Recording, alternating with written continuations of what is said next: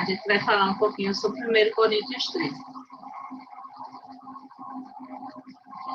Coríntios, era uma cidade muito importante, uma cidade muito rica, né, da Grécia. Tá? E Paulo, na sua segunda viagem missionária, Paulo foi para Coríntios. Está relatado em Atos 18. E lá, Paulo permaneceu no período de 1 ano e meio, 1 ano e 6 meses. Está dando para explicar direitinho, sim? Ele permaneceu lá durante 1 ano e 6 meses. E chama a atenção nesse período que Paulo passou lá, porque nesse período de 1 ano e 6 meses, Paulo conseguiu evangelizar muitas pessoas e estabelecer uma igreja, a igreja de Corinto. Então, no período de 1 ano e 6 meses, a pessoa evangelizar, né?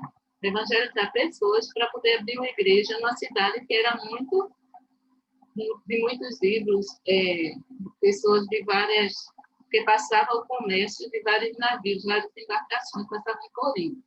Então, eram pessoas de vários lugares e ele conseguiu, né, evangelizar todo o povo para abrir uma igreja.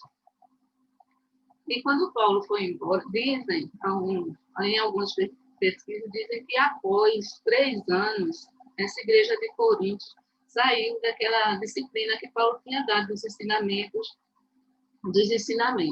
E foi uma carta que Chloe, né, a família de Chloe, escreveu a Paulo quando ele estava em Éfeso.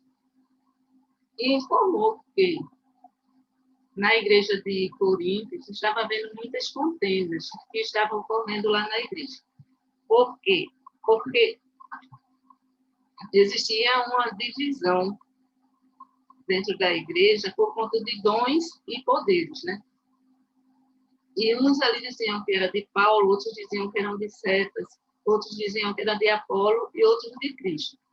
Mas lá no capítulo 12, 25, Paulo já tinha dado um ensinamento ao povo de Corinto, à igreja de Corinto, que o corpo não pode ser dividido. Ele diz lá no capítulo 1 Coríntios 12, 25, que a fim de que não haja divisão no corpo, mas sim que todos os membros tenham igual cuidado uns pelos outros. Então, não poderia estar havendo, dentro da igreja, essas divisões. Então, com essas informações, a gente pode observar que a igreja de Corinto estava rachada, né? Pessoas de um lado queriam seguir o ensinamento de Paulo, outros de Cefas, outros de Cristo.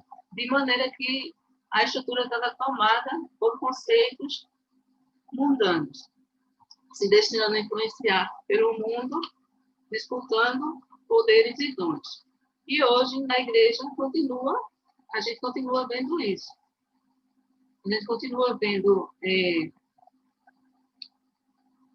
pessoas indo para a igreja para ver um pastor pregar, para ver se ele está dizendo de acordo com a palavra, um quer poder, outro quer aparecer, e dentro da igreja continua essas divisões. E Paulo está mostrando que isso não está de acordo com os ensinamentos de Deus.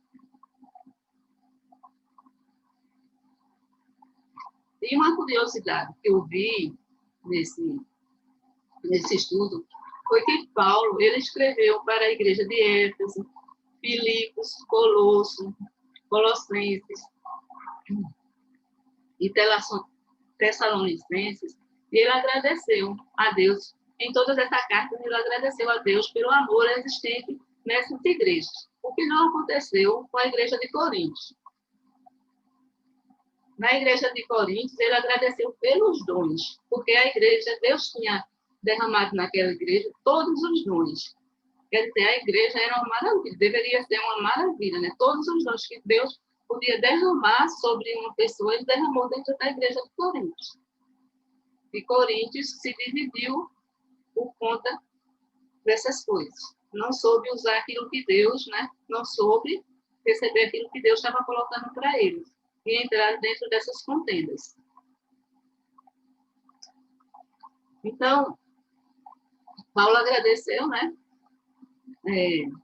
Pelos dons, mas a igreja de Corinto era imatura e carnal. Ela não tinha amor. E Paulo, vendo tudo isso, Paulo veio e escreveu essa carta para direcionar um novo caminho para essa igreja. E o que foi que Paulo veio mostrando? A gente pode começar a ver isso em 1 Coríntios 12, 31, que é o que introduz o capítulo 13. E aí ele diz assim: passo agora a mostrar-lhes um caminho ainda mais excelente.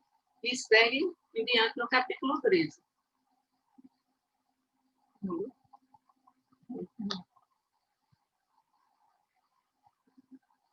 Aí ele diz que, ainda que Deus tenha dado os dons espirituais, ele quer mostrar algo superior.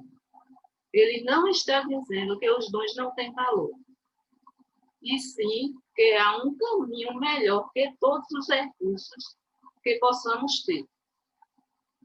Então, ele começa a falar do amor. Em 1 Coríntios 13, de 1 a 3, ele começa com a explicação de que a vida cristã sem amor não é nada. Ele já havia estabelecido, em 1 Coríntios 8:1 que o amor edifica. E se os dons espirituais são exercidos com espírito de competição, não edificam e trazem consequências desastrosas para a vida da igreja. Mas quando são desenvolvidas com amor, todo o corpo é beneficiado. Se alguém é eloquente, capaz de falar a língua dos homens e dos anjos, mas não manifesta amor, a sua fala não passa de um mero som.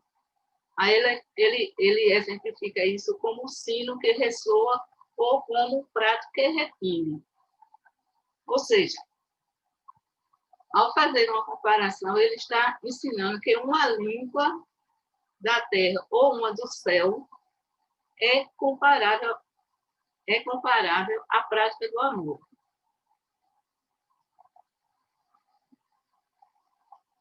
A melhor linguagem do céu e da terra sem amor é apenas barulho, que é que o sino faz, né? Ele só faz barulho, você não consegue entender ali uma sintonia, uma música, um som agradável, né? Dois pratos batendo é a mesma coisa, só faz barulho. E ele estava mostrando que isso dentro da igreja, se todos estavam livres, estavam fazendo barulho, mas não estava edificando, porque não existia amor. Aí ele fala que a profecia e conhecimento e fé sem amor não são nada. Se tem o dom de profetizar, conhecer todos os mistérios e toda a ciência, e ter uma fé suficiente para transportar muitos, é algo muito grandioso. Entretanto, sem amor, nada disso tem valor. A gente tem uma fé muito grande. A gente orar, pedir para um mundo sair do lugar, ele sair. E aqui diz que se não tiver amor nesse pedido da gente, de nada vai servir, não vai ter valor.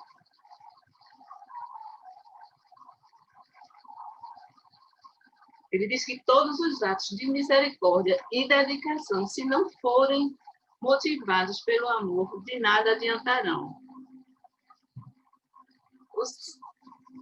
Isso tem um significado assim, que se distribuir, existia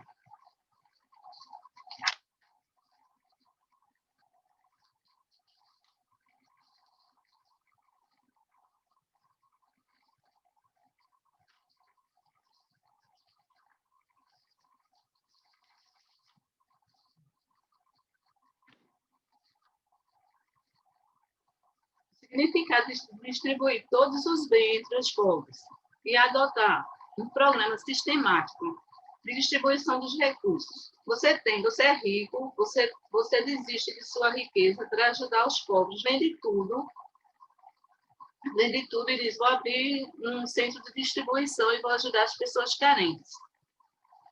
Pronto, isso é uma coisa linda, né, de se fazer, né? Ninguém vai nem acreditar, precisa muita coragem para fazer. Mas, se isso você não fizer com amor, nada vai valer essa sua caridade. de nada tem valor.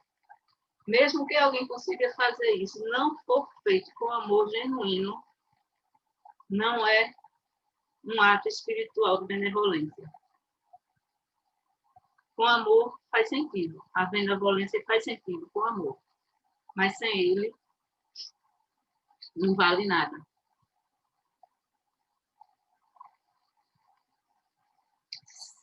Existe a caridade sacrificial, que é aquela que a Bíblia conta que quando você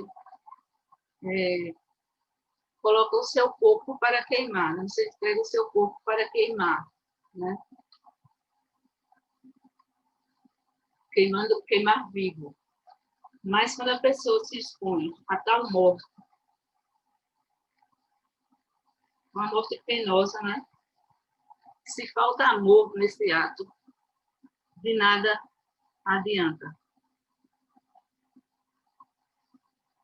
Paulo diz que o amor é essencial, sem ele, tais atos não trazem proveito.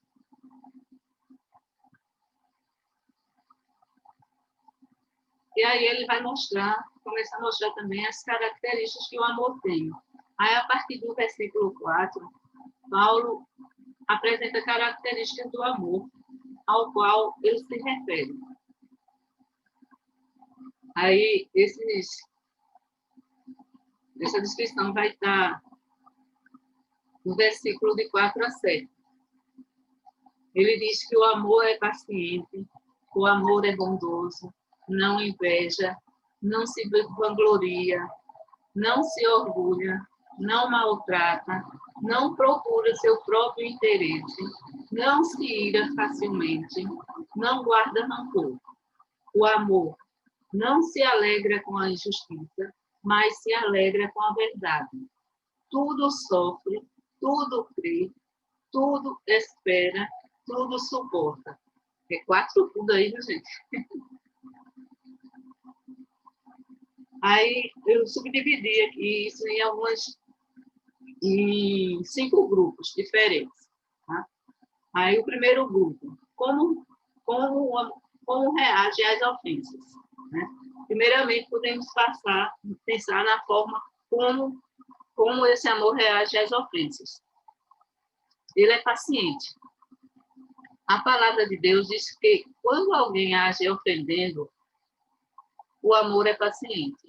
Isto é, ele aguenta a tensão em que é colocado e não retalia. Tem um exemplo de Estevão. Né? Estevão, ele foi morto, né? Apedrejado, mas ele pede ao Senhor que perdoe aqueles que o maltrataram, o apedrejaram. Aí a gente pensa, se a gente tiver nas mãos o poder de retaliação e não o fizer, isso é paciente, isso é ser paciente. É que a gente consegue isso aí, está conseguindo. Ele não se irrita facilmente. A indignação é uma coisa saudável, pois é uma maneira de expressar nossa discordância com aquilo que é nocivo. Porém, em geral, quando nos iramos, é por causa de algo que nos afetou. Né? Quando a coisa tem que nos machuca, né? Aí tem logo aquele negócio, eu tenho sangue latino, tenho sangue de barata, né? Reage negativamente àquele amor que é proposto por Cristo. Ele não guarda rancor. Lá em Salmos 32, 1 e 2, diz que como é feliz aquele que tem suas transgressões perdoadas e seus pecados apagados. Como é feliz aquele a quem o Senhor não atribuiu culpa e em quem não há hipocrisia. O amor não fica registrando o que as pessoas fizeram, ou o que, às vezes, a gente pensa, né, que fizeram de errado contra a gente, né? Às vezes a gente não tem nem certeza se aquilo é fato, mas só a questão de pensar já guarda esse rancor. Senhor Jesus nos disse que precisamos perdoar sempre. Inclusive, lá no Pai Nosso, ele fala, né? Que a gente precisa perdoar para que ele nos perdoe. Né? É um mandamento. O segundo grupo, a gente vai ver como reage às qualidades. Podemos considerar neste amor ágape são as reações às qualidades dos outros.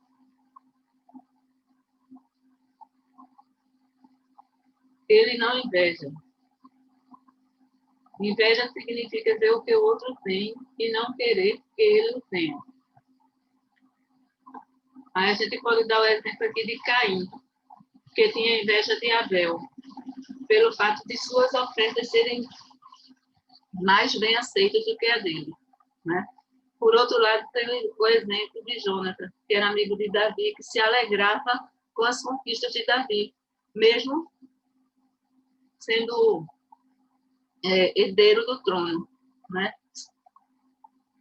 Em Provérbios 27:4, diz que o rancor é cruel e a fúria é destruidora, mas quem consegue suportar a inveja? Né? A inveja ainda é mais forte, né, do que o rancor e a fúria. Ele não se vangloria. Vangloriar-se é o oposto de inveja, isto é, tentar provocar inveja no outro. O que o apóstolo Paulo diz é que o amor não deve chamar atenção para si, desejando ser notado ou aplaudido. Né?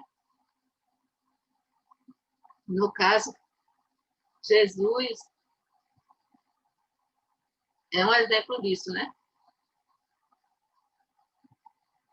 Que veio e se humilhou.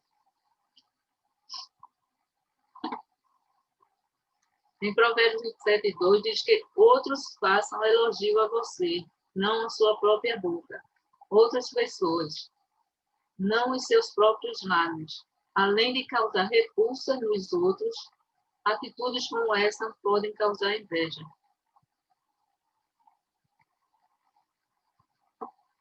O amor, né? Ele não se orgulha. O amor não procura se colocar numa posição de evidência, considerando-se grande. Em Provérbios 11:2, é dito que, em vindo a soberba, sobrevém a desonra, mas com os humildes está a sabedoria. Quando alguém é orgulhoso, acaba tratando os outros com desonra ou desrespeito. Às vezes, a gente pode verificar alguns tratamentos com pessoas simples, como as pessoas olham, como as pessoas tratam, né?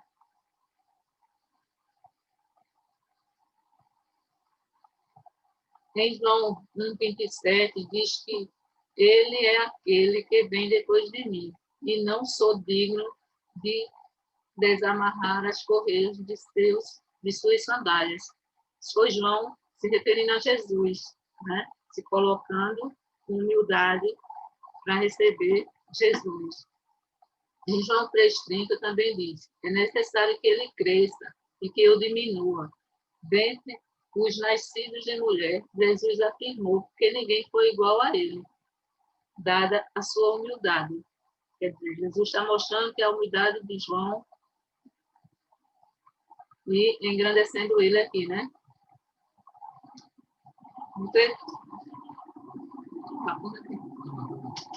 O terceiro grupo, a gente vai tratar sobre o tratamento. Podemos considerar ainda características desse amor no que diz respeito ao tratamento. Ele é bondoso, né? Reage com bondade aos que o maltratam.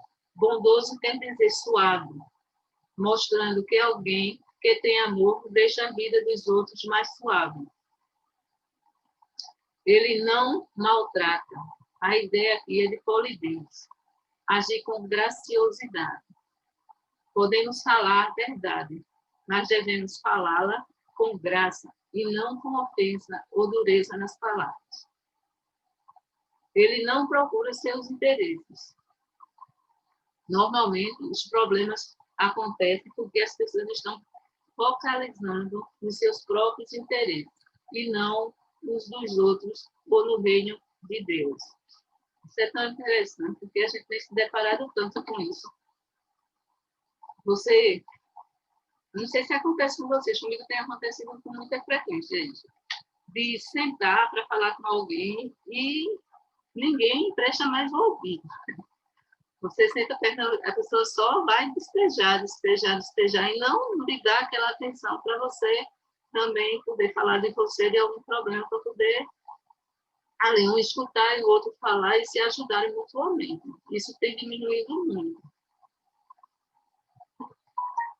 E foi dito por Jesus, em Marcos 10:45, pois nem mesmo o Filho do Homem veio para ser servido, mas para servir e dar a sua vida em resgate por muitos. Ele é a nossa referência.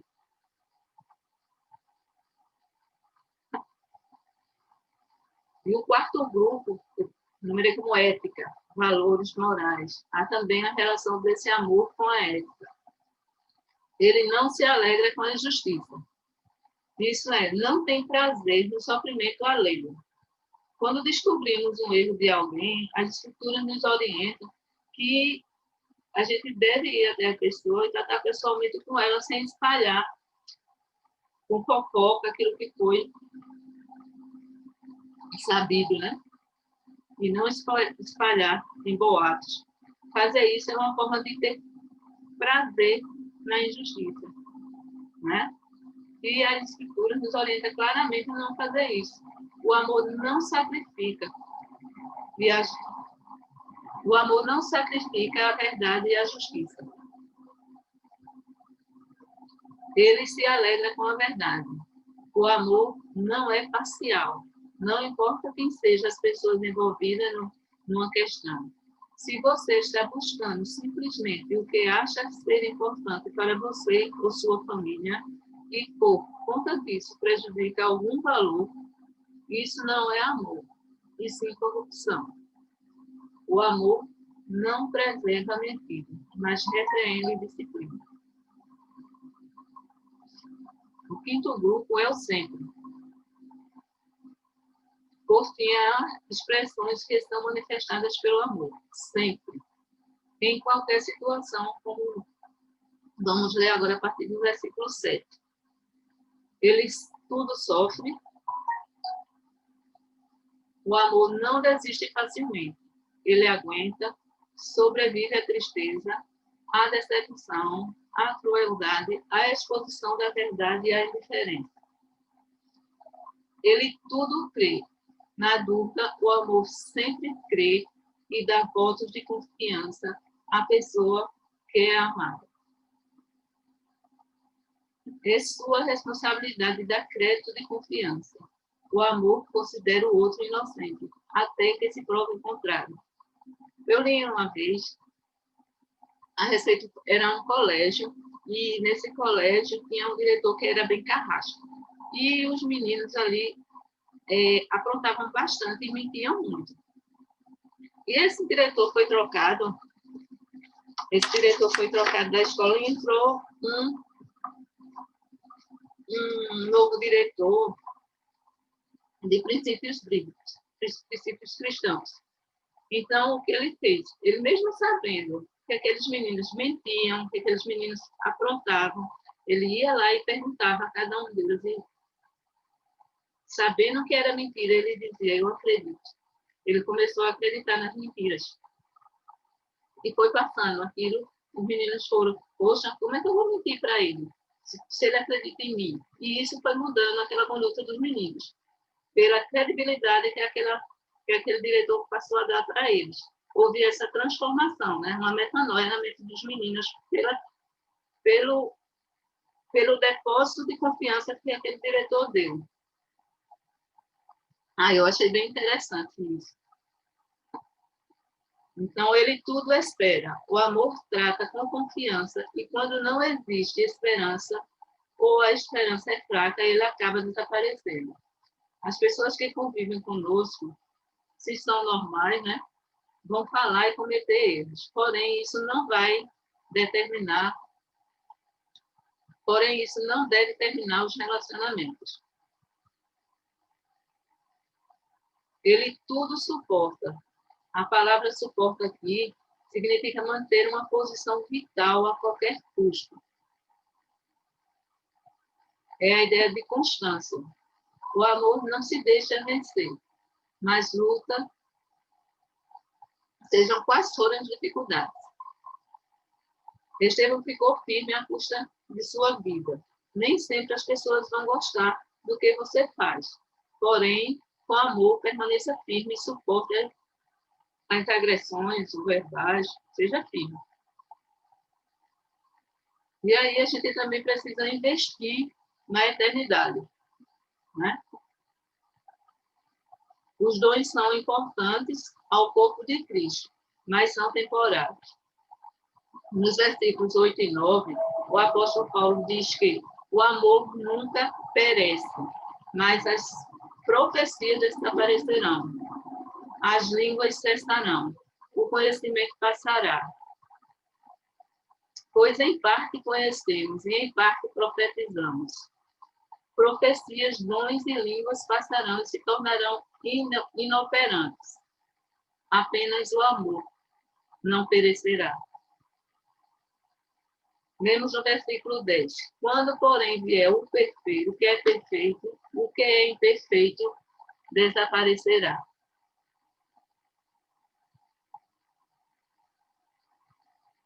Eu creio que esse perfeito é o estado eterno, onde todos terão conhecimento e não mais existirão profecias. Né? Vai estar tudo claro ali, Jesus vai dizer tudo, a gente vai ver tudo. Podemos observar ainda no versículo 11 e 12, que diz: quando eu era menino, falava como menino, pensava como menino e raciocinava como menino.